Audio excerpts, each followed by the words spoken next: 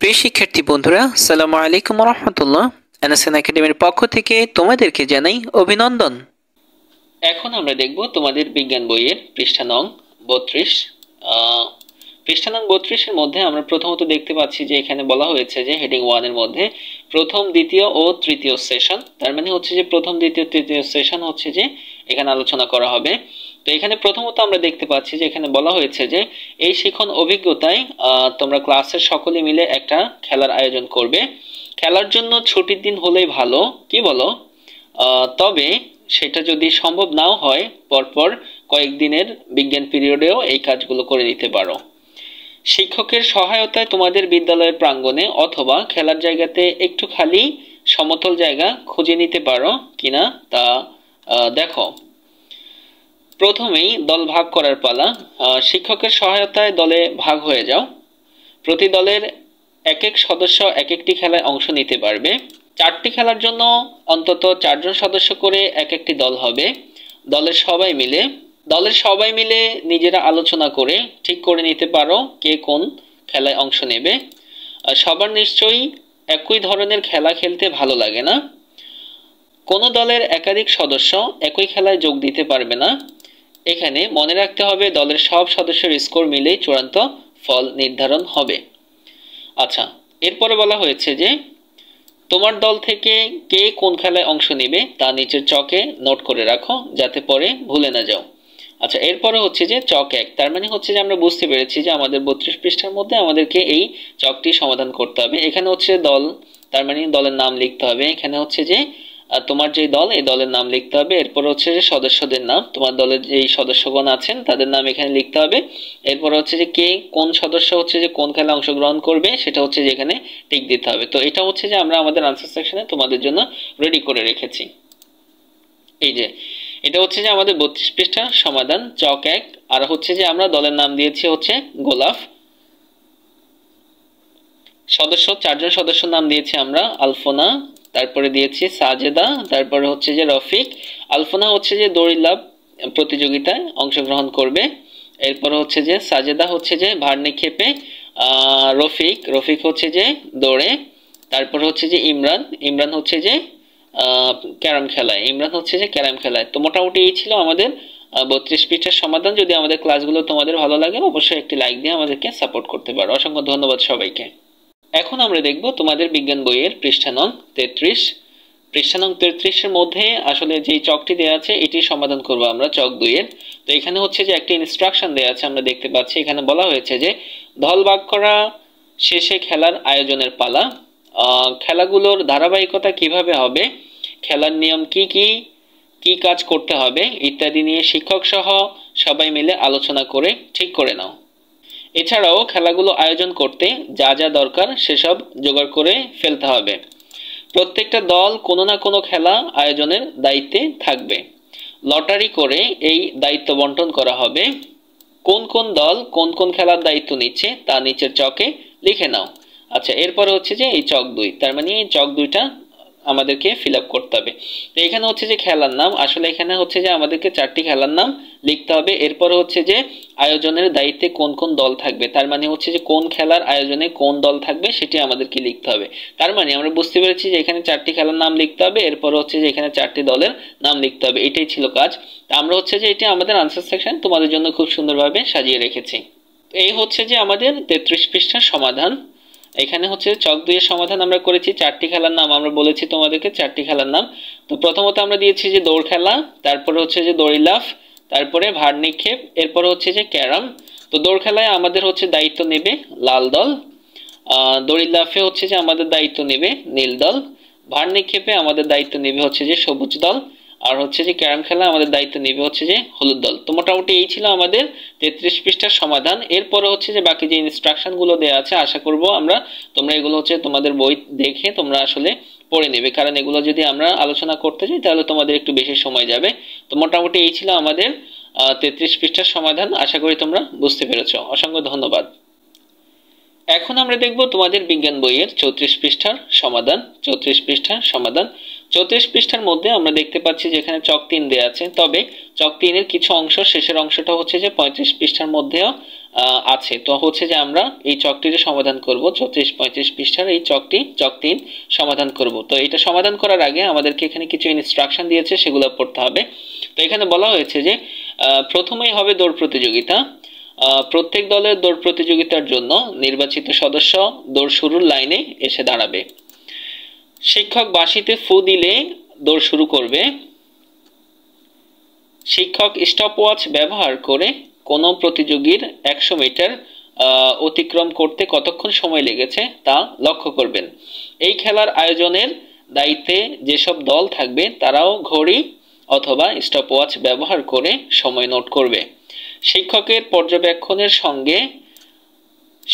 পর্যবেক্ষণের সঙ্গে মিলিয়ে নিয়ে নিচের চকে নোট নেবে। এই চকটার মধ্যে নোট নেবে। তো প্রথমত হচ্ছে যে আমাদের এখানে প্রতিযোগীর নাম লিখতে হবে, এরপর হচ্ছে দূরত্ব, মানে কত মিটার দূরত্ব, কত মিটারে খেলা হচ্ছে এখানে আমাদেরকে সেটা লিখতে হবে। তারপর হচ্ছে ধরে নিলাম আমরা 100 মিটারের দৌড় প্রতিযোগিতা হচ্ছে, তো এখানে হচ্ছে যে 100 মিটার দৌড় দিতে তার কতক্ষণ সময় লাগছে এগুলো এখানে লিখতে হবে। এরপরে হচ্ছে যে সে কততম হয়েছে সেটা এখানে লিখতে হবে। তো এটা হচ্ছে যে খুব সুন্দরভাবে আমরা আমাদের আনসার সেকশনে তোমাদের জন্য রেডি করে রেখেছি। এই হচ্ছে যে আমাদের 34 পৃষ্ঠার সমাধান, চক 3। তো এখানে প্রথমত আমরা দিয়েছি আমাদের প্রতিযোগীর নাম, তারপর হচ্ছে দূরত্ব মিটার, এরপরে সময় সেকেন্ড, তারপরে হচ্ছে যে অবস্থান ক্রম। তো এখানে প্রথমত আমরা যে নামটি দিয়েছি সেটি হচ্ছে মোহাম্মদ খালেদ। 100 মিটার দৌড় প্রতিযোগিতা, 100 মিটার 12.55 সেকেন্ডে সে পার হয়েছে, সেটি হচ্ছে সে প্রথম স্থান হয়েছে। তারপরে হচ্ছে যে মোসাম্মদ আয়শা খাতুন 100 মিটার 12.86 সেকেন্ড দ্বিতীয় স্থান। তারপরে মোহাম্মদ মমিনুল ইসলাম 100 মিটার 12.95 সেকেন্ড তৃতীয়। মোহাম্মদ ইকবাল হোসেন 100 মিটার 13.14 চতুর্থ। মোহাম্মদ ইফতেখার আলী 100 মিটার 13.28 সেকেন্ড পঞ্চম। মোহাম্মদ আশরাফুল ইসলাম 100 মিটার 13.64 সেকেন্ড ষষ্ঠ। মোহাম্মদ আব্দুর রশিদ 100 মিটার 13.92 সেকেন্ড সপ্তম। মোহাম্মদ রায়হান চৌধুরী 100 মিটার 14.16 সেকেন্ড অষ্টম। মোহাম্মদ শহীদুল ইসলাম 100 মিটার 14.54 সেকেন্ড নবম। মোসাম্মদ সামিনা খাতুন 100 মিটার 15.22 সেকেন্ড দশম। মোহাম্মদ জুবাইর হোসেন 100 মিটার 15.48 সেকেন্ড 11তম। মোহাম্মদ আব্দুল আলিম 100 মিটার 16.28 সেকেন্ড 12তম। মোহাম্মদ শামীম হোসেন 100 মিটার 16.76 সেকেন্ড 13তম। মোসাম্মদ রেহানা আক্তার 100 মিটার 17.55 সেকেন্ড 14তম। নমিতা রানী দাস 100 মিটার 18.25 সেকেন্ড 15তম। তো মোটামুটি এই ছিল আমাদের 34 পৃষ্ঠার সমাধান। পৃষ্ঠা নং 35-এর মধ্যে আমরা এখানে প্রথমত দেখতে পাচ্ছি যে এখানে একটা আংশিক পার্ট আছে, যেটা ছিল হচ্ছে যে আমাদের 34 পৃষ্ঠার। এই 34 পৃষ্ঠার হচ্ছে যে চক 3-এর হচ্ছে যে শেষ অংশটুকু এখানে। তো এটা হচ্ছে যে আমরা 34 পৃষ্ঠার সমাধানের সাথে অলরেডি আমরা এটা করে ফেলেছি। তার মানে হচ্ছে যে আমাদের এখন 35 পৃষ্ঠায় আমরা সলভ করব হচ্ছে যে চক 4, এটা সমাধান করব। তো চক 4 সমাধান করার আগে হচ্ছে যে আমাদেরকে ইনস্ট্রাকশনটা বুঝতে হবে। ইনস্ট্রাকশনটা বুঝে তারপর হচ্ছে যে আমরা চক 4টা সমাধান করব। তো আমরা দেখি এখানে কি বলা আছে। এখানে বলা হয়েছে যে তোমার দলের প্রতিযোগী দড়ি লাফে পায়ের সঙ্গে দড়ির প্যাচ না লাগিয়ে কতক্ষণ খেলতে পেরেছে তা নিচের চক 4-এ লিখে ফেলো। তো তার মানে হচ্ছে যে তোমার দলে যে প্রতিযোগী ছিল সে দড়ি লাফ যে দিয়েছে সে হচ্ছে যে প্যাচ না লাগিয়ে সে হচ্ছে যে কতক্ষণ খেলতে পেরেছে, এইটা হচ্ছে যে আমরা এখানে এই চকের মধ্যে তুলতে হবে। তো প্রতিযোগীর নাম আমরা এখানে তুলবো, আর হচ্ছে যে মোট কতবার ঘুরিয়েছে পাক সংখ্যা, মানে হচ্ছে সে মোট কতবার ঘুরিয়েছে আমরা এখানে সেটা লিখবো। তারপর হচ্ছে যে কতক্ষণ খেলেছে সেটা সেকেন্ডে কত সেকেন্ড সে এটা কন্টিনিউ করেছে আমরা সেটা লিখবো এখানে। আর এখানে হচ্ছে যে প্রতি সেকেন্ডে কত পাক দিয়েছে সে প্রত্যেকটা সেকেন্ডের মধ্যে তার হচ্ছে যে কতবার ঘুরিয়েছে সেটা আমরা এখানে দিতে হবে। আর হচ্ছে যে অবস্থান ক্রম, তার হচ্ছে যে অবস্থানটা কি, সে কততম হয়েছে, প্রথম না দ্বিতীয় না তৃতীয় হয়েছে। তো আমরা হচ্ছে যে এটা তোমাদের জন্য আমাদের আনসার সেকশনে খুব সুন্দরভাবে আমরা সাজিয়ে রেখেছি। চলো আমরা দেখি। এই যে এটা হচ্ছে যে আমাদের 35 পৃষ্ঠার সমাধান, চক হচ্ছে যে 4। তো এখানে আমরা প্রথমত প্রতিযোগীর নাম যেটি দিয়েছি সেটি হচ্ছে যে মোহাম্মদ শামীম। তুমি চাইলে তোমার একটা বন্ধুর নামও এখানে দিতে পারো, কোনো অসুবিধা নেই। তারপরে হচ্ছে যে মোট কতবার ঘুরিয়েছে পাক সংখ্যা, আমরা হচ্ছে যে এখানে 15 দিয়েছি। তুমি চাইলে এটা হচ্ছে যে আরো বাড়িয়েও দিতে পারো, আরো কমিয়েও দিতে পারো, কোনো অসুবিধা নেই। তারপরে হচ্ছে যে কতক্ষণ খেলেছে সে সেকেন্ড, আমরা হচ্ছে 15 সেকেন্ড দিয়েছি। তার মানে আমরা দিয়েছি যে প্রত্যেকটা সেকেন্ডে সে একবার ঘুরিয়েছে, এই অনুপাতে আমরা দিয়েছি। তোমরা চাইলে এটা কম বেশি করতে পারো, কোনো অসুবিধা নেই। আর অবস্থান ক্রম হচ্ছে যে আমরা প্রথম দিয়েছি, তোমরা হচ্ছে যে সে যততম হয় সেটা দিতে পারো, কোনো অসুবিধা নেই। তো বন্ধুরা এই ছিল হচ্ছে যে 35 পৃষ্ঠার সমাধান। আর এর আগের যে অংশটুকু ছিল এটা হচ্ছে যে অলরেডি আমরা আমাদের 34 পৃষ্ঠার সমাধানের সাথে করেছি। তোমরা যদি এটা মিস করে থাকো তাহলে হচ্ছে যে আমাদের 34 পৃষ্ঠার ক্লাসটা করে ফেলো, তাহলে হচ্ছে তোমরা খুব সহজে এটা পাবে।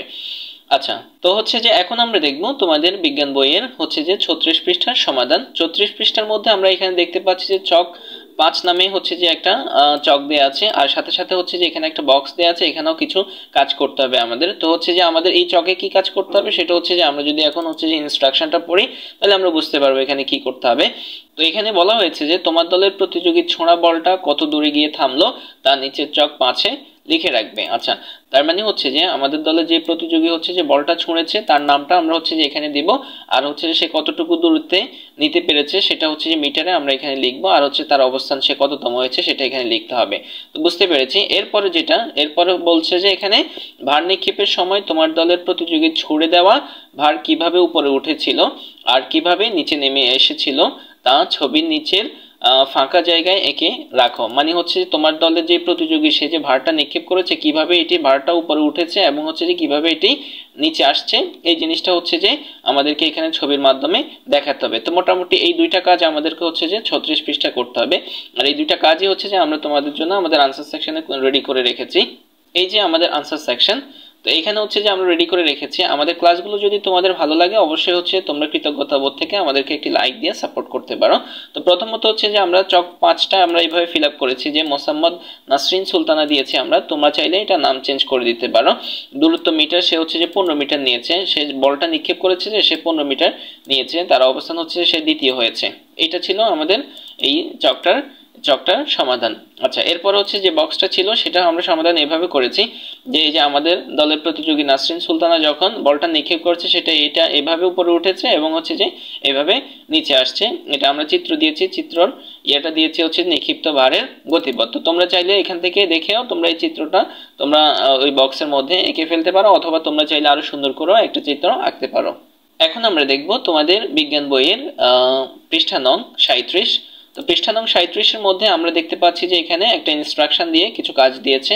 তো আমরা যদি ইনস্ট্রাকশনটা পড়ি আমরা এখানে দেখতে পাচ্ছি যে বলা হয়েছে তোমার আঁকা ছবিতে বলটি সোজা সামনের দিকে না গিয়ে বারবার নিচের দিকে বাঁকা হয়ে পড়লো কেন। তার মানে আমরা যে ছবিটা এঁকেছি, এই যে আমরা যে ছবিটা এঁকেছি এই ছবির মধ্যে বলটি সোজা, এই যে সোজা না গিয়ে কেন নিচের দিকে পড়ছে এই জিনিসটা আমাদেরকে হচ্ছে যে এখানে ব্যাখ্যা করতে হবে। এটাই মোটামুটি এই কাজটা। তো হচ্ছে যে তোমার ধারণা নিচে টুকে রাখো। তো এটাও হচ্ছে যে আমরা আমাদের আনসার সেকশনে খুবই সুন্দরভাবে তোমাদের জন্য সাজিয়ে রেখেছি। এই হচ্ছে আমাদের 37 পৃষ্ঠার সমাধান। তো আমরা উত্তরটা এভাবে সাজিয়েছি যে কোনো বস্তুকে উপরের দিকে ছুঁড়ে দিলে সেটি সামনের দিকে না গিয়ে মাধ্যাকর্ষণ বলের কারণে নিচের দিকে বাঁকা হয়ে পড়ে। আচ্ছা, ছোঁড়া বস্তুর উপর মাধ্যাকর্ষণ বল নিচের দিকে কাজ করে, তাই উপরের দিকে ছুঁড়ে দেওয়া বলটি সামনের দিকে না গিয়ে বারবার নিচের দিকে বাঁকা হয়ে পড়ে। তো প্রিয় বন্ধুরা এই ছিল আমাদের 37 পৃষ্ঠার সমাধান। এখন আমরা দেখব তোমাদের বিজ্ঞান বইয়ের পৃষ্ঠা নং 38। তো পৃষ্ঠা নং 38-এর মধ্যে আমরা দেখতে পাচ্ছি যে এখানে প্রথমত হচ্ছে যে একটি চক দেওয়া আছে, চক নাম্বারটা হচ্ছে যে চক 6, আর এখানে হচ্ছে যে একটা ইনস্ট্রাকশন দেওয়া আছে, ইনস্ট্রাকশনের আলোকে এই চকটি ফিল আপ করতে হবে।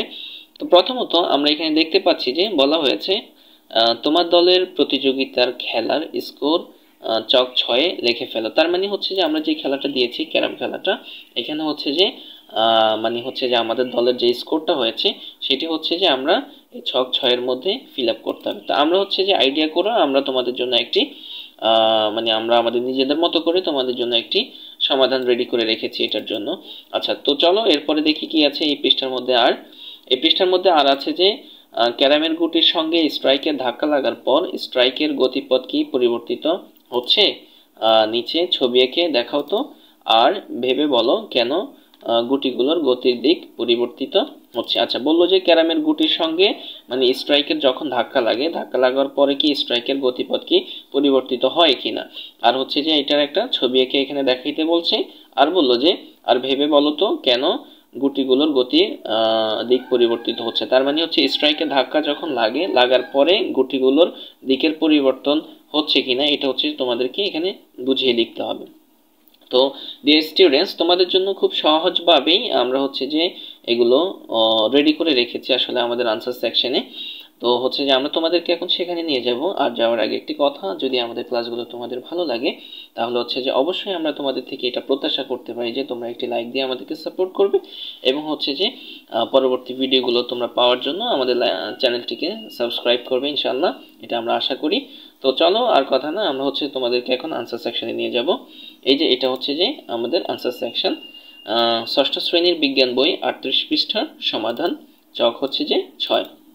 আচ্ছা, তো প্রথমত হচ্ছে যে আমরা এখানে যেটা সাজিয়েছি সেটা হচ্ছে যে চারজন সদস্যের নাম দিয়েছি আমরা আসিফ, তারপরে দিয়েছি নাদিম, তারপর হচ্ছে আকাশ, এরপর হচ্ছে মামুন। তো আসিফের হচ্ছে সাদা গুটি 2টি, নাদিমের 2টি, আকাশের 2টি, আর হচ্ছে যে মামুনের 1টি। এটা এইভাবে আমরা সাজিয়েছি। আচ্ছা, এরপরে হচ্ছে যে কালো গুটি আসিফের 2টি, নাদিমের 3টি, আকাশের 3টি, আর মামুনের 1টি। আচ্ছা, এরপর হচ্ছে যে লাল গুটি আসিফের 0, নাদিমের 1টি, তারপর হচ্ছে যে আকাশের 0, মামুনের 0। তাহলে হচ্ছে যে এরপরে মোট পয়েন্ট হচ্ছে যে আমরা আসিফ 30, তারপরে নাদিম 55, আকাশ 35, মামুন 15। আর হচ্ছে যে অবস্থান কে কোন স্থান অধিকার করেছেন, আসিফ তৃতীয়, নাদিম প্রথম, আর আকাশ দ্বিতীয়, আর হচ্ছে যে মামুন চতুর্থ। তো মোটামুটি এই ছিল আমাদের প্রথম চকের সমাধান। আচ্ছা, এরপর হচ্ছে যে এখন আমাদেরকে এই বক্সটির যে সমাধানটি আছে সেটি আমাদেরকে সলভ করতে হবে। তো সেটিও আমরা তোমাদের জন্য আমাদের আনসার সেকশনে খুব সহজভাবে রেডি করে রেখেছি। এই যে সেটি হচ্ছে যে এই যে এটা। তো এখানে আমরা প্রথমত লিখেছি যে এই যে ক্যারামের গুটির সঙ্গে স্ট্রাইকে ধাক্কা লাগার পর স্ট্রাইকের গতিপথ কি পরিবর্তিত হচ্ছে, নিচে ছবি এঁকে দেখাও তো আর ভেবে বলো কেন গুটিগুলোর গতির দিক পরিবর্তিত হচ্ছে। তা আমরা প্রথমত এটাকে এভাবে সাজিয়েছি যে ক্যারামের গুটির সঙ্গে স্ট্রাইকের ধাক্কা লাগার পর স্ট্রাইকের গতিপথ পরিবর্তিত হচ্ছে। আচ্ছা, নিচে ছবি এঁকে দেখানো হলো। আচ্ছা, তো আমরা হচ্ছে যে এখানে একটা ডেমো ছবি দিয়েছি। তোমরা চাইলে তোমাদের মতো করে আরো সুন্দর ছবি এঁকেও তোমরা এটি সমাধান করতে পারো, কোনো অসুবিধা নাই। আচ্ছা, এরপরে আমরা লিখেছি যেটা যে ক্যারাম বোর্ড খেলায় নিচের গুটিকে স্ট্রাইকার দ্বারা আঘাত করলে ধাক্কা লাগার পর উপরে থাকা গুটি স্থিতি জড়তার দরুন নিচের গুটির অবস্থান জায়গায় পড়ে থাকে। আচ্ছা, তারপরে আমরা লিখেছি এখানে যে আমরা জানি স্থির বস্তুর স্থির থাকতে চাওয়ার প্রবণতা হলো স্থিতি জড়তা। আচ্ছা, বল প্রয়োগে নিচের গুটিটি অবস্থার পরিবর্তনের ফলে উপরের গুটির স্থির অবস্থান হতে গতিশীল হয়ে কিছু উলম্ব দূরত্ব অতিক্রম করে। আচ্ছা, নিচের গুটির অবস্থানে পুনরায় স্থির অবস্থা প্রাপ্ত হয়। আচ্ছা, সুতরাং স্থিতি জড়তার কারণে ক্যারাম বোর্ডের নিচে গুটিগুলোর গতির দিক পরিবর্তিত হয়। তো তোমরা হচ্ছে যে এটি ধীর স্থির ভাবে পড়লে তোমরা হচ্ছে যে আশা করি ইনশাআল্লাহ এই ব্যাখ্যাটি বুঝতে পারবে। আচ্ছা, আর আমরা চলে যাচ্ছি যে এরপরে কি আছে। এরপরে হচ্ছে যে এখানে আরেকটা ইনস্ট্রাকশন দেওয়া আছে, সেখানে বলা হয়েছে যে আচ্ছা ক্যারাম বোর্ডে যে বোরিক পাউডার দেওয়া হয়েছিল মনে আছে? আচ্ছা, বোরিক পাউডার কেন দেওয়া হয় বলো তো, না দিলেই বা কি হয়? আচ্ছা, তোমার উত্তর নিচের ফাঁকা জায়গায় লিখে রাখো। তার মানে হচ্ছে যে আমরা যেই বোরিক পাউডারগুলো ব্যবহার করি ক্যারাম বোর্ড খেলার সময়, তো হচ্ছে যে ওই ক্যারাম খেলার পাউডারগুলো কি আসলে দিতেই হয় কিনা বা এগুলো প্রয়োজন কতটুকু সেই বিষয়ে আসলে এখানে আমাদেরকে বিস্তারিত লিখতে হবে। তো সেটা হচ্ছে যে তোমাদের জন্য সেটাও আমরা আমাদের আনসার সেকশনে রেডি করে রেখেছি এই যে এখানে। তা আমরা হচ্ছে যে এখানে লিখেছি উত্তরটা এভাবে লিখেছি যে ক্যারাম বোর্ড সাধারণত পিচ্ছিল থাকে না। ক্যারাম বোর্ডটা কি থাকে না? সাধারণত পিচ্ছিল থাকে না। এটির পৃষ্ঠতল খসখসে অমসৃণ থাকে। তো হচ্ছে যে গুটিগুলো দ্রুত অবস্থান পরিবর্তনের কারণে মসৃণ পৃষ্ঠের প্রয়োজন হয়, মানে গুটিগুলো যেন দ্রুত অবস্থানে পরিবর্তন করতে পারে, সেই জন্য আসলে পৃষ্ঠটার মসৃণ হওয়া প্রয়োজন।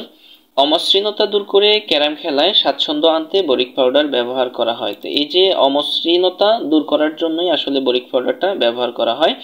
ক্যারাম বোর্ডে বরিক পাউডার ব্যবহার না করলে গুটিগুলো ঠিকমতো গন্তব্যস্থানে পৌঁছায় না। আসলে আমরা যারা ক্যারাম খেলি আমরা জানি যে আসলে ক্যারাম বোর্ডে বরিক পাউডার ব্যবহার না করলে আসলে গুটিগুলো ঠিকমতো আসলে গন্তব্যস্থানে পৌঁছায় না। তো মোটামুটি এই ছিল আমাদের পৃষ্ঠা নং 38-এর সমাধান। আশা করি তোমরা খুব সহজে এটি ধরতে পেরেছ। এখন আমরা দেখব তোমাদের বিজ্ঞান বইয়ের পৃষ্ঠা নং 39-এর সমাধান। পৃষ্ঠা নং 39-এর সমাধান দেখব এখন আমরা। তো এখানে আমরা দেখতে পাচ্ছি যে প্রথমত হচ্ছে যে পৃষ্ঠা নং 39-এর মধ্যে এখানে দুইটি ইনস্ট্রাকশন দেওয়া আছে। প্রথমত বলা হয়েছে যে খেলাধুলা তো অনেক হলো, আচ্ছা কোন খেলায় কে জিতলো তা হিসেব করে কোন দল বিজয়ী সেসব পরে ঠিক করা যাবে। তার আগে এই খেলাগুলোকে আরেকটু খুঁটিয়ে দেখতে হবে। আচ্ছা, তো এখানে হচ্ছে যে একটি বাড়ির কাজ দিয়েছে। বাড়ির কাজের মধ্যে এখানে আমরা দেখতে পাচ্ছি যে একটা ইনস্ট্রাকশন আছে যে আজ তোমরা যেসব খেলায় অংশ নিলে সেখানে তো নানা ধরনের গতির ব্যাপার ছিল। অনুসন্ধানী পাঠ থেকে বিভিন্ন ধরনের গতির অংশটা ভালো করে পড়ে নিচের চক সাথে তোমাদের খেলার সঙ্গে এসব গতির কোনো মিল পাও কিনা তা ভেবে দেখো তো। আচ্ছা, কোনো মিল চোখে পড়লে নির্দিষ্ট কলামে টিক চিহ্ন দিয়ে রাখতে পারো। আচ্ছা, তো এখানে হচ্ছে যে চক 7-এর মধ্যে বলেছে যে আসলে আমরা তো বিভিন্ন খেলায় নানা ধরনের খেলা খেলেছি, এই খেলাগুলোর মধ্যে আমরা নানা ধরনের গতির ব্যাপার ছিল আসলে। তো তোমাদের অনুসন্ধানী বই থেকে হচ্ছে যে এই গতির অংশটা তোমরা ভালোভাবে পড়বে, পড়ে হচ্ছে যে চক 7 আসলে তোমরা সমাধান করবে যে তোমাদের এই খেলার গতিগুলোর সাথে কি আসলে অনুসন্ধানী বইয়ের যে গতির কথা দেয়া আছে সেটার কোনো মিল আছে কিনা, সেটা হচ্ছে যে তোমরা আসলে এই চকের মধ্যে আসলে লিপিবদ্ধ করবে। তো হচ্ছে যে আমরা তোমাদের জন্য এটি খুব সহজে আমাদের আনসার সেকশনে রেডি করে রেখেছি। আর হচ্ছে যে আমরা আনসার সেকশনে যাব, তবে আনসার সেকশনে যাওয়ার আগে তোমাদের প্রতি আমাদের একটা রিকোয়েস্ট, সেটা হচ্ছে যে যদি আমাদের ক্লাসগুলো তোমাদের ভালো লাগে, তোমরা যদি উপকৃত হও, অবশ্যই হচ্ছে তোমরা তোমাদের কৃতজ্ঞতা বোধ থেকে একটি লাইক দিতে পারো এবং হচ্ছে যে আমাদের চ্যানেলটিকে সাবস্ক্রাইব করে তোমরা আমাদের সঙ্গে থাকতে পারো। তো চলো এখন আমরা চলে যাব আমাদের আনসার সেকশনে। তো আনসার সেকশনের মধ্যে আমরা হচ্ছে যে এই যে চক 7 এখানে আমরা রেডি করে রেখেছি। তো হচ্ছে যে ষষ্ঠ শ্রেণী বিজ্ঞান বই 39 পৃষ্ঠার সমাধান, চক 7। আচ্ছা, তো এখানে প্রথমত আমরা যেটি দিয়েছি, আমরা হচ্ছে 4টি খেলার নাম দিয়েছি। তো প্রথম যে খেলাটি সেটি হচ্ছে যে আমরা সোজা রাস্তায় দৌড় দেওয়া, এটি হচ্ছে যে সরল গতি আসলে আমাদের। তারপর হচ্ছে যে ভার নিক্ষেপ করা, এটি হচ্ছে যে বক্রগতি। এরপরে হচ্ছে যে দড়ি লাফ দেওয়া, এটি হচ্ছে যে ঘূর্ণন গতি। তারপরে হচ্ছে যে দোলনায় দোল খাওয়া, এটি হচ্ছে যে পর্যাবৃত্ত গতি। তার মানে হচ্ছে যে আমরা অনুসন্ধানী বই থেকে গতির বিষয়গুলো বুঝে তারপর হচ্ছে যে আমরা এই 4টা খেলা আমরা খেলেছি। এই 4টা খেলা আমরা কোনটা কোন গতি সেটা হচ্ছে যে আমরা এখানে খুব সহজেই টিক মার্ক দিয়েছি। তো এই ছিল মোটামুটি আমাদের পৃষ্ঠা নং 39-এর সমাধান। আচ্ছা, এখন হচ্ছে যে আমরা দেখব তোমাদের বিজ্ঞান বইয়ের পৃষ্ঠা নং 40-এর সমাধান। তো পৃষ্ঠা নং 40-এর মধ্যে আমরা দেখতে পাচ্ছি যে এখানে একটি চক দেয়া আছে, আর চকের নাম্বারটা হচ্ছে যে চক নাম্বার 8, চক নং 8। আর হচ্ছে যে এই চকটা কিভাবে ফিল আপ করবো আমরা একটা ইনস্ট্রাকশন দিয়ে দিয়েছে এখানে। তো এখানে বলা হয়েছে যে এবার নিচের এই বিভিন্ন ধরনের গতি আর কোন কোন ক্ষেত্রে দেখা যায় তা তোমার পাশের বন্ধুর সঙ্গে আলোচনা করে চক 8 লিখে ফেলো। তার মানে হচ্ছে যে এই বিভিন্ন ধরনের যে সরল গতি, বক্রগতি, ঘূর্ণন গতি, তারপর হচ্ছে যে পর্যাবৃত্ত গতি, এই যে 4 ধরনের গতি আমরা এখানে দেখতে পাচ্ছি। তো এই 4 ধরনের গতি আসলে আর কোন কোন ক্ষেত্রে দেখা যায় সেই বিষয়টাই হচ্ছে যে আমাদেরকে এখানে এই চকটার মধ্যে আসলে লিখতে হবে। তো প্রথমত হচ্ছে যে এখানে যে বিষয়টা আমরা দেখতে পাচ্ছি সেটা হচ্ছে যে আসলে আমাদের গতি সম্পর্কে একটা আইডিয়া থাকতে হবে যে সরল গতি কি, আসলে বক্রগতি কি, তারপর হচ্ছে যে ঘূর্ণন গতি কি, এরপর হচ্ছে যে পর্যাবৃত্ত গতি কি। এগুলো যদি আমরা জানি তাহলে হচ্ছে যে আমরা আসলে এগুলা সমাধান করতে পারবো। আর যদি আমরা শুধুমাত্র হচ্ছে যে ভিডিওসটা দেখে শুধু আমরা হচ্ছে যে এই চকটা ফিল আপ করে ফেললাম তাহলে হচ্ছে আদতে আমাদের কিছুই শেখা হবে না। তো তোমরা যদি আসলে কিছু জিনিস শিখতে চাও তাহলে হচ্ছে যে আমাদের সঙ্গে থাকো। আমরা হচ্ছে যে আগামী 2 মিনিটের মধ্যে আমরা তোমাদেরকে চেষ্টা করব যে মোটামুটি সরল গতি, বক্রগতি, ঘূর্ণন গতি এবং পর্যাবৃত্ত গতি বিষয়ে একটা ধারণা দেওয়ার জন্য। এরপরে হচ্ছে যে আমরা এই চকটা সমাধানে চলে যাব। তো প্রথমত আমরা দেখতে পাচ্ছি যে আমাদের সমাধান সেকশনে আমরা গতির বিষয়টা অলরেডি তোমাদের জন্য সাজিয়ে রেখেছি। তো হচ্ছে যে প্রশ্ন, গতি কাকে বলে? সময়ের সাথে যদি কোনো বস্তুর অবস্থানের পরিবর্তন হয় তাকে গতি বলে। তার মানে একদম সহজ বিষয় যে সময়ের সাথে যদি কোনো বস্তুর অবস্থানের পরিবর্তন হয় তাকে গতি বলে। যে আমরা দেখতে পাচ্ছি এখন এখানে একটু সময় পর দেখতে পাচ্ছি আরেক জায়গায়, এগুলো হচ্ছে যে গতি।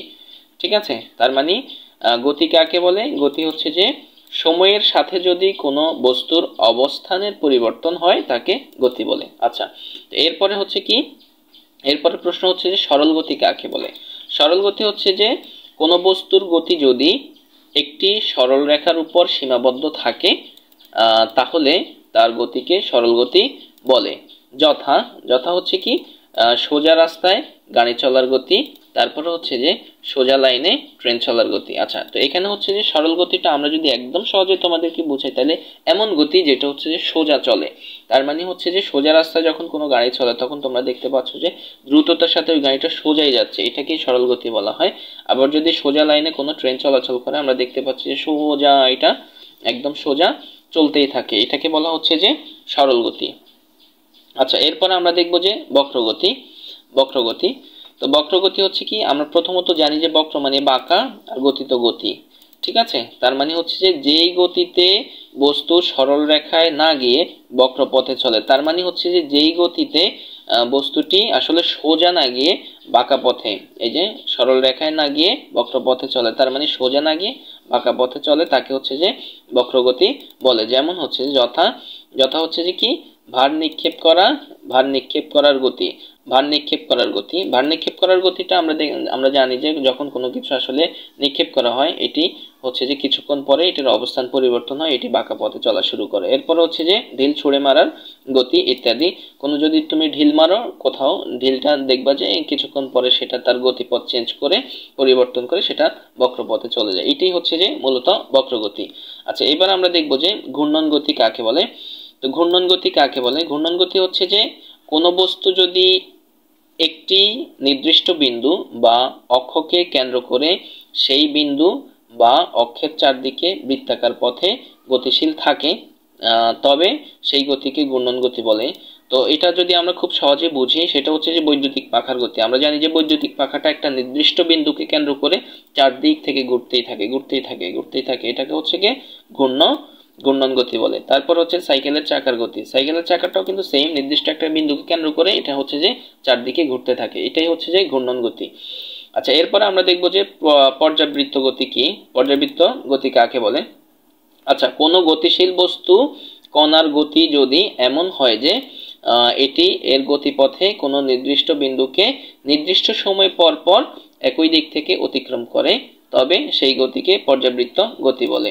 যথা হচ্ছে যে ঘড়ির কাঁটার গতি, তারপর হচ্ছে যে সূর্যের চারদিকে পৃথিবীর গতি। আচ্ছা, এটা যদি আমরা তোমাদেরকে খুব সহজভাবে বোঝাই তাহলে বিষয়টা হচ্ছে যে এমন যে হচ্ছে যে এমন গতি যেমন ঘড়ির কাঁটার গতিটা আমরা জানি যে এই যে নির্দিষ্ট সময় পর পর একই দিক থেকে অতিক্রম করে, তার মানে হচ্ছে যে কিছু সময় পর পরই কিন্তু এই গতিটা হচ্ছে যে নির্দিষ্ট সময় পর পরই কিন্তু একই দিক থেকে এটা অতিক্রম করে, একই দিক থেকে বারবার ঘুরতেই থাকে একই দিক থেকে এটা অতিক্রম করে, এটাই হচ্ছে যে পর্যাবৃত্ত গতি। তো মোটামুটি হচ্ছে যে আমরা হচ্ছে যে ধরে নিয়েছি যে গতি সম্পর্কিত তোমার একটা সঠিক ধারণা হয়েছে।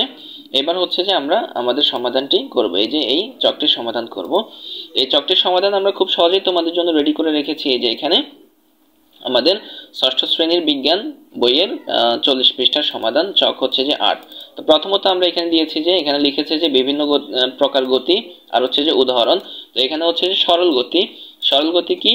সরল গতি হচ্ছে যে সোজা রাস্তায় গাড়ির গতি, তারপরে হচ্ছে যে সোজা লাইনে ট্রেনের গতি ইত্যাদি। আচ্ছা, এরপর হচ্ছে যে বক্রগতি। বক্রগতি কি?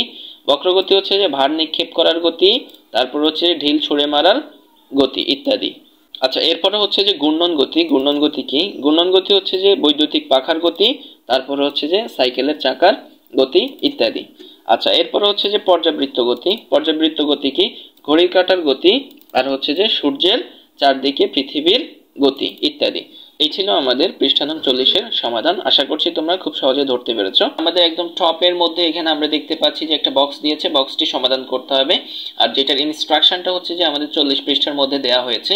তো চলো আমরা হচ্ছে যে ইনস্ট্রাকশনটা পড়ি কি বলা হয়েছে। তো এখানে বলা হয়েছে যে চলো এবার আমরা গতির পরিমাপ করা শিখে নেই।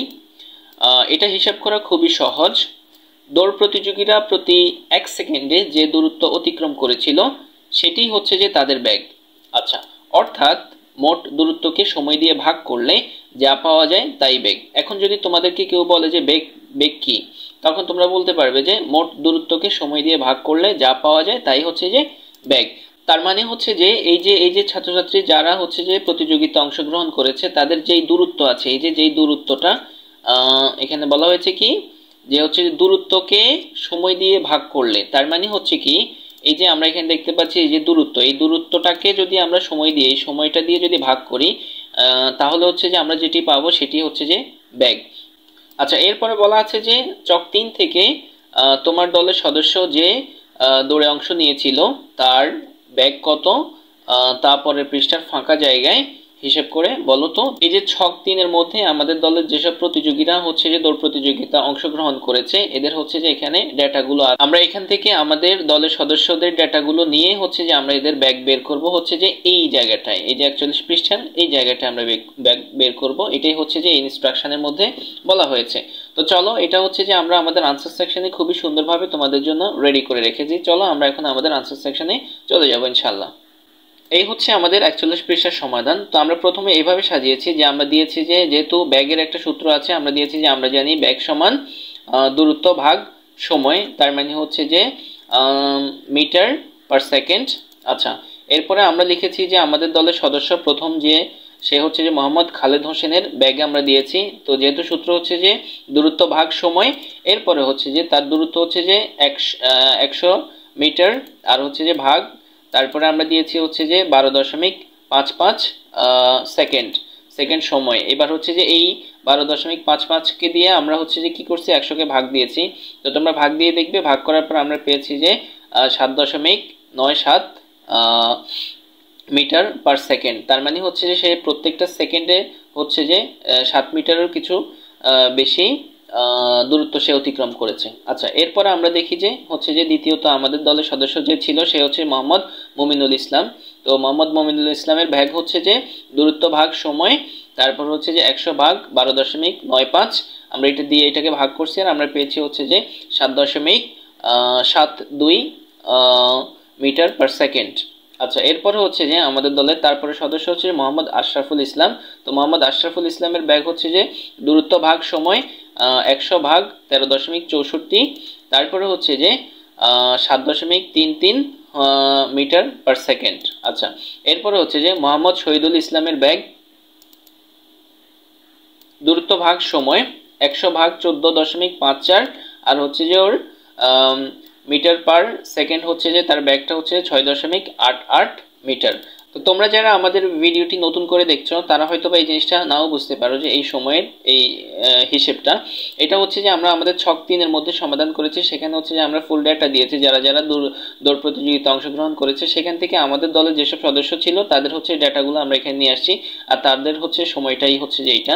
তো তোমরা যদি আমাদের ছক 3-এর হচ্ছে যে ক্লাসটি করো তাহলে তোমরা খুব সহজে এটা বুঝতে পারবে। তো মোটামুটি ডিয়ার স্টুডেন্টস এই ছিল আমাদের 41 পৃষ্ঠার সমাধান। আশা করি তোমরা বুঝতে পেরেছো। আর হচ্ছে যে আমাদের এখন থেকে এই চ্যানেলেই আসলে ভিডিওসগুলো আপলোড করা হবে। আমাদের আগের চ্যানেলটিতে টেকনিক্যাল কিছু ত্রুটির জন্য আমরা ভিডিওস আপলোড করতে আমাদের সমস্যা হচ্ছে, সেই জন্য আমরা ভিডিওগুলো এই চ্যানেলে এখন থেকে আপলোড করবো ইনশাল্লাহ। তো তোমরা আমাদের সাথে থাকবে এটাই আমরা প্রত্যাশা করি। এখন আমরা দেখব তোমাদের বিজ্ঞান বইয়ের 42 পৃষ্ঠার সমাধান। তো এখানে প্রথমত আমরা দেখতে পাচ্ছি যে এখানে দুইটা ইনস্ট্রাকশন দেওয়া আছে, এগুলো আমরা পড়বো, পড়ে দেন হচ্ছে যে আমরা এই অংশটুকু সমাধান করব।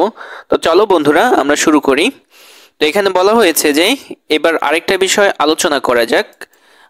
ক্যারম খেলার সময় খেয়াল করেছো যে একটা গুটি যত জোরে গিয়ে অন্য গুটিকে ধাক্কা দেয় সেটি তত বেশি গতিতে ছিটকে অন্যদিকে ছুটে যায়। এর কারণ কি? তার মানে গতির ফলে এক ধরনের শক্তি সৃষ্টি হচ্ছে। গতি যত বেশি হচ্ছে তার মধ্যে তত বেশি শক্তি সৃষ্টি হচ্ছে। একইভাবে থেমে থাকা বস্তুর মধ্যেও কি শক্তি জমা থাকতে পারে? আচ্ছা, এটা হচ্ছে যে প্রথম ইনস্ট্রাকশনে বলেছে। এরপরে দ্বিতীয় ইনস্ট্রাকশনে কি বলেছে আমরা পড়ি।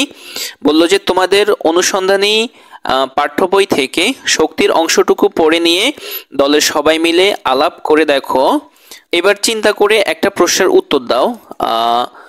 ধরো একটা বল উপর থেকে পড়ছে, বলটা বেশি উপর থেকে পড়লে কি বেশি জোরে পড়বে, নাকি যে উচ্চতা থেকেই পড়ুক একই রকম জোরে নিচে এসে পড়বে? সবাই আলোচনা করে উত্তর দাও। তোমার উত্তরের পক্ষে যুক্তিগুলো লিখতে ভুলো না যেন। আচ্ছা, তার মানে হচ্ছে যে আমরা যেটা বুঝতে পেরেছি সেটি হচ্ছে যে এখানে মূলত প্রশ্নটা রাখছে এইটা, যে হচ্ছে যে একটা বল উপর থেকে পড়ছে, বলটা বেশি উপর থেকে পড়লে কি বেশি জোরে পড়বে, নাকি যে কোনো উচ্চতা থেকেই পড়ুক একই রকম জোরে নিচে এসে পড়বে? এই জিনিসটা সমাধান করতে হবে। সো হচ্ছে যে প্রিয় বন্ধুরা, এটা হচ্ছে যে আমরা তোমাদের জন্য আমাদের আনসার সেকশনে খুবই সুন্দরভাবে সাজিয়ে রেখেছি। চলো আমরা আমাদের আনসার সেকশন চলে যাচ্ছি। এই হচ্ছে আমাদের 42 পৃষ্ঠার সমাধান। তো আমরা হচ্ছে যে উত্তরটা এভাবে রেখেছি যে যখন বলটি উপরে থাকে তখন তাতে স্থিতিশক্তি জমা থাকে। মানে বলটি যখন উপরে থাকে তখন তাতে কি থাকে? স্থিতিশক্তি জমা থাকে। আচ্ছা, বলটি নিচে পড়ার সময় স্থিতিশক্তি গতিশক্তিতে পরিবর্তিত হয়। আচ্ছা, বলটি যত বেশি উপরে থাকবে তত বেশি স্থিতিশক্তি জমা থাকবে। আচ্ছা, তাই বলটি নিচে পড়ার সময় গতিশক্তিও বেশি হবে, সেহেতু বলটি মাটিতে পড়ার সময় অপেক্ষাকৃত বেশি গতি লাভ করবে। তাই বলটি যত উপর থেকে ফেলা হবে তত জোরে। মোটামুটি খুবই সহজভাবে আমরা তোমাদের জন্য উত্তরটি রেডি করে রেখেছি। আশা করি তোমরা বুঝতে পেরেছো। প্রিয় বন্ধুরা, এখন আমরা দেখব তোমাদের বিজ্ঞান বইয়ের 43 পৃষ্ঠার সমাধান। তো চলো আমরা দেখি 43 পৃষ্ঠাতে কি আছে। তো আমরা এখানে দেখতে পাচ্ছি যে এখানে সম্ভবত 42 পৃষ্ঠাতে এটার ইনস্ট্রাকশনটা দেওয়া আছে। আমরা সেখান থেকে পড়ে এই জিনিসটা এখানে সলভ করব। তো চলো আমরা 42 পৃষ্ঠাতে যাই। তো এখানে প্রথমত যেটি বলা আছে সেটি হচ্ছে যে তোমাদের ধারণাটা ঠিক কিনা তা এবার পরীক্ষা করে দেখা যাক। অনেকভাবেই এই পরীক্ষা করে দেখা যায়। টেবিলের সামান্য উপর থেকে একটা ডাস্টার যদি ছেড়ে দাও তাহলে যে শব্দ হবে তার চেয়ে একটু বেশি উপর থেকে ফেললে কি শব্দটা তার চেয়ে জোরে হয় নাকি আস্তে? পরীক্ষাটা পানিতে করলে আরো সহজ হবে। পানির অল্প উপর থেকে এক টুকরো পাথর বা নুড়ি ছেড়ে দিলে যেই গতিতে পড়ে, অনেক উপর থেকে ফেললে কি তার চেয়ে জোরে পড়বে? সহজেই সেটা পরীক্ষা করে দেখতে পারো। নিচে ছলকে ওঠা পানির দিকে তাকালেই পরিষ্কার বুঝতে পারো। তোমাদের পর্যবেক্ষণের ফলাফল নিয়ে আলাপ করো। আগের ধারণার সাথে কি মিলে যাচ্ছে? পরের পৃষ্ঠার ফাঁকা জায়গায় তোমাদের আলোচনার ফলাফল লিখে রাখো। আচ্ছা, তো এটা হচ্ছে যে আমরা তোমাদের জন্য খুব সহজভাবে আমাদের আনসার সেকশনে রেডি করে রেখেছি। চলো আমরা আমাদের আনসার সেকশনে চলে যাচ্ছি। এই যে হচ্ছে যে আমাদের 43 পৃষ্ঠার সমাধান। তা আমরা উত্তরটা এভাবে রেখেছি যে পূর্বের ধাপের ধারণার সাথে মিল রয়েছে পর্যবেক্ষণটিতে। যত উপরে ডাস্টারটিকে ওঠানো হচ্ছিল এর মধ্যে তত স্থিতিশক্তি জমা হচ্ছিল।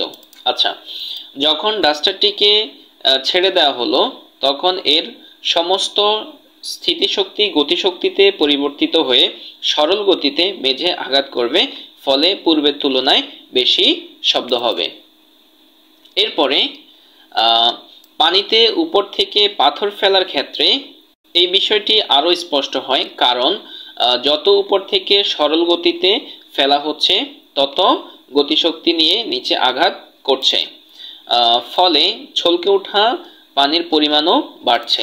অর্থাৎ পাথরটিকে যত উপর থেকে নেওয়া হচ্ছে এর মধ্যে স্থিতিশক্তির পরিমাণ বাড়ছে এবং পানি পড়ার সময় সমস্ত স্থিতিশক্তি গতিশক্তিতে পরিবর্তিত হচ্ছে। সো ডিয়ার স্টুডেন্টস, এই ছিল আমাদের 43 পৃষ্ঠার সমাধান। আশা করি তোমরা বুঝতে পেরেছ। এরপরে যে ইনস্ট্রাকশনগুলো আছে 43 পৃষ্ঠাতে, এগুলো আমরা আশা করছি যে তোমরা নিজেরা পড়ে নেবে, কারণ এগুলো পড়লে ভিডিওটা বড় হয়ে যাবে। তোমরা বাসায় নিজেরা পড়ে নেবে। ভালো থাকবে, সুস্থ থাকবে এই প্রত্যাশা। আসসালামু আলাইকুম ওয়া রাহমাতুল্লাহ।